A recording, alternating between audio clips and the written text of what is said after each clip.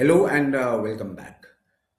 हम जिस भी चैनल पे जा रहे हैं, जहाँ भी जो बातें हो रही हैं, जिस तरीके से फीडबैक मिल रहा है, जो ये पूरा वॉर लाइक सिचुएशन हुआ है, इसमें बहुत ज़्यादा कन्फ्यूजन है और मार्केट नॉइज़ेस बहुत ज़्यादा हैं और क्लियर केस समझ में नहीं आ रहा है कि ऐसी सिचुएशन में करना क्या चाहिए और इसी डाउट को थोड़ा-सा क्लियर करने के लिए और थोड़ा-सा क्लैरिटी लाने के लिए हम ये वीडियो आज आपके पास लेकर आए हैं।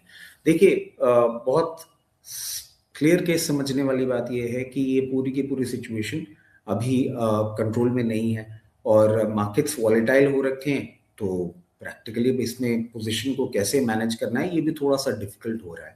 बट हम थोड़ा-सा सिंप्लीफाई करते हैं, हम थोड़ा-सा समझने की कोशिश करते हैं, जो पूरी नॉइज़ेज़ है, बहुत ज़्यादा हर जगह बातें हो रही हैं, तो हम थोड़ा-सा सिंप्लीफाई कर लेते हैं, एग्ज़ैक्टली हो क्या रहा है और करना क्या चाहिए। वॉर अभी चल रहा है, इंडिया का पूरा वेस्टर्न बॉर्डर से आप देखें बहुत आगे तक वॉर लाइक सिचुएशन है। हो सकता है कहीं न कहीं आपको थोड़ा-सा कूल ऑफ होती हुई दिखे सिचुएशन, हो सकता है कहीं न कहीं और इंटेंसिफ़ाई हो। और अभी तक जो हम लोग देख पा रहे हैं अराउंड $65 से क्रूड पेंट अप मूवमेंट करके $78 तक गया है और ये हमारे लिए सबसे बड़ा कंसर्न है अभी क्योंकि इंडिया का अराउंड 85% क्रूड जो है वो हम इंपोर्ट करते हैं। इसमें करना क्या चाहिए?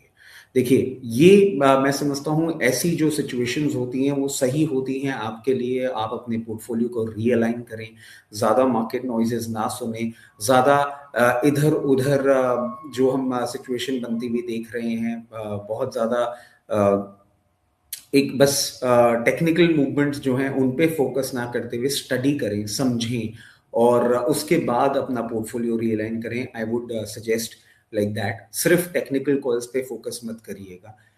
अब देखते हैं क्रूड ऑयल देखिए ऊपर आ गया है और क्रूड ऑयल जब ऊपर होता है ना, सबसे बड़ा बेनिफिशियरी जो इसका हो सकता है upstream oil companies. Upstream oil companies वो कंपनीज़ होती हैं जो ऑयल निकालती हैं, जो इस पर्टिकुलर बिज़नेस में हैं और रिफाइनिंग बिज़नेस में जो कंपनीज़ हैं, उन पे हमें फ़ोकस करना चाहिए। अब इसके साथ-साथ आप देखें नेगेटिव किसके लिए हो जाता है, जहाँ पे एक साइड हमने देखा कि जो कंपनीज़ ऑयल निकाल रही हैं उनके लिए पॉज़िटिव है, तो जितनी भी ये कंपनीज़ हैं जो ऑयल मार्केट करती हैं, उन कंपनीज़ पे आप फ़ोकस करें। अब अपस्ट्रीम कंपनीज़ में जैसे एग्ज़ाम्पल मैं आपको लेके बताऊँ ओएनजीसी, ऑयल इंडिया ये वो कंपनीज़ हैं जिन पे आप फ़ोकस कर सकते हैं और मार्केटिंग के लिए एचपीसीएल, बीपीसीएल, आईओसी ये जो कंपनीज़ हैं, क्योंकि इन पे मार्जिन प्रेशर आएगा क्वार्टर्स टू कम, तो इनको हमें थोड़ा-सा दूर रहना चाहिए। ऐसे साइन्स ऐसे मार्केट्स में एक और सेक्टर है जो क्लियर केस अच्छा लगता है, समझ में आता है, वो हो जाता है डिफेंस सेक्टर। गवर्नमेंट आप देखें जिस तरीके से डिफेंस पे स्पेंडिंग कर रही है, एक्सपोर्ट ऑर्डर्स भी आपको आते हुए दिख रहे हैं और जब इतनी जियोपॉलिटिकल टेंशन्स होती हैं, तो बाकी की जो कंट्रीज़ होती हैं, वो भी डिफेंस को बहुत सीरियसली ले रही होती हैं। डिफेंस कंपनीज़ जो हैं और ख़ासकर कि एरियल डिफेंस कंपनीज़, इन पे हमें फ़ोकस करना चाहिए। और ऐसे टाइम पे इन्वेस्टर्स भी थोड़ा-सा डिफेंस सेक्टर पे ही फ़ोकस करते हैं। तो डिफेंस एक सेक्टर है, जिस पे ज़रूर हमें एक पोज़ीशन देखनी चाहिए और जिस तरीके से पूरी सिचुएशन बन रही है, डिफेंस हमारे पोर्टफोलियो का पार्ट अगर होता है, तो अच्छे रिटर्न्स देता है। अब देखिए जब अनसर्टेन टाइम्स होते हैं ना, तो हम फाइनेंशियल एसेट्स के अलावा थोड़ा-सा सेफ हेवन्स की ओर भी फ़ोकस करते हैं। तो गोल्ड जैसे हो गया, गोल्ड एक अभी एक सेफ हेवन है और लोअर लेवल्स पे गोल्ड में भी अगर आप अपना इन्वेस्टमेंट्स करते हैं, तो आने वाले टाइम में अच्छा रिटर्न आपको मिलना चाहिए क्योंकि अनसर्टेन टाइम्स में देखिए गोल्ड बहुत सेफ लगता है। और इन्वेस्टर्स जब सेफ्टी की तरफ मूव करते हैं, तो गोल्ड ही एक ऐसा पर्टिकुलर एसेट क्लास है जो बहुत ओल्ड टाइम से हमें अच्छा लग रहा है। गोल्ड में जैसे आपको इन्वेस्ट करना है, तो कैसे गोल्ड ईटीएफ में इन्वेस्ट कर सकते हैं, सॉवरेन गोल्ड बॉन्ड में इन्वेस्ट कर सकते हैं।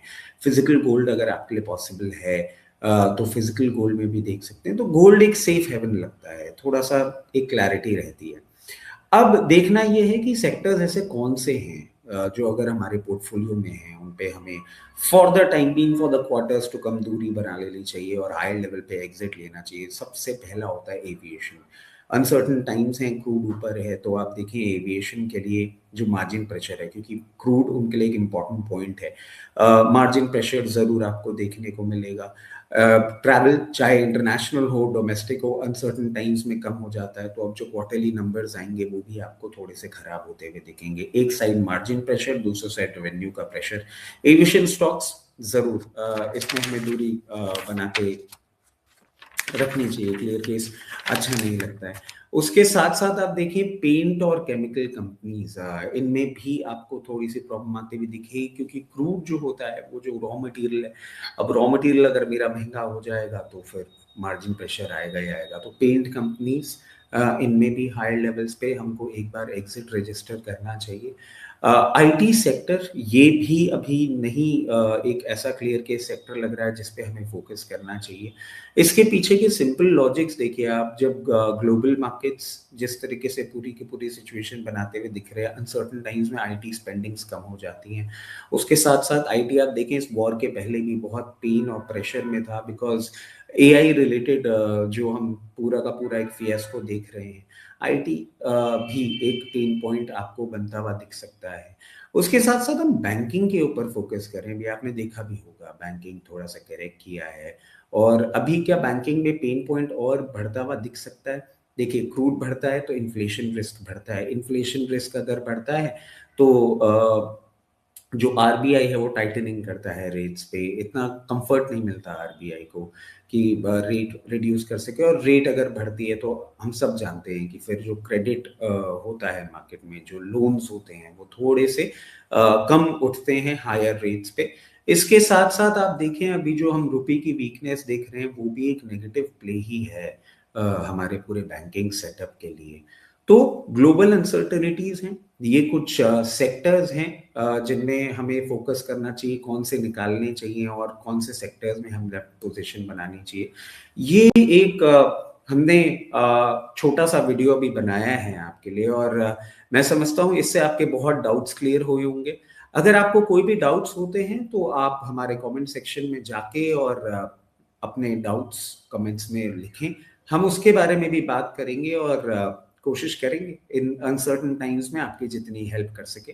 तो चलिए, this is all for today. और क्योंकि हमने कुछ स्टॉक्स का नाम लिया है तो जितने भी स्टॉक्स हमने अभी डिस्कस किए हैं उसमें हमारी पर्सनल पोजीशन है, मेरी फैमिली पोजीशन और क्लाइंट पोजीशन हो सकती है। जितने भी स्टॉक्स या सेक्टर्स जिनकी हमने बात करी है वो कंपनीज, उनके प्रमोटर्स और ग्रुप कंपनीज हमारे क्लाइंट हो सकते हैं।